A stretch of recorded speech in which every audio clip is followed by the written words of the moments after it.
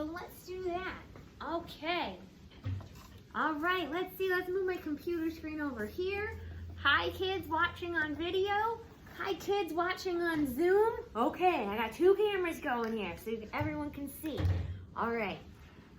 If you want to make a volcano at home, it's super easy. You only need a few things. You can get a glass or a plastic one. You don't want to break. And you can make one out of some salt dough, or I just took some paper.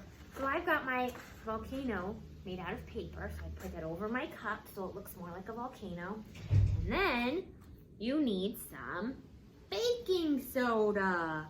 Baking soda. Then all you do, actually, you might want to wait. Pour your baking soda in first. I usually don't measure. I just throw a whole bunch in there. The more the merrier. Whoops. You don't need part of the box in there. That's not cool. Okay, so you just pour a whole bunch in there. There we go. And in there. There we go.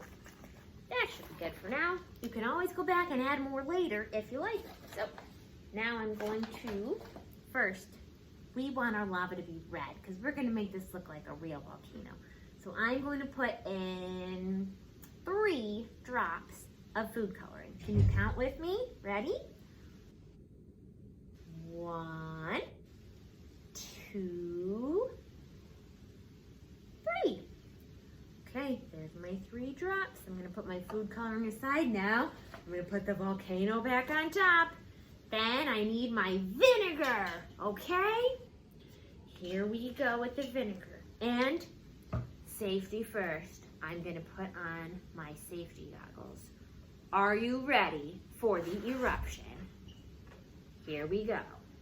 Let's count it down. 5, 4, 3, 2, 1.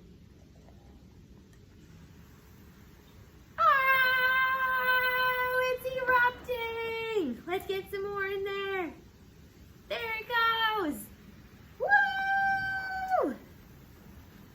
I hear it sizzling. And if you want to see what it looks like without the volcano, we can take that off so you can see what's going on inside the glass. I'm going to add a little more baking soda.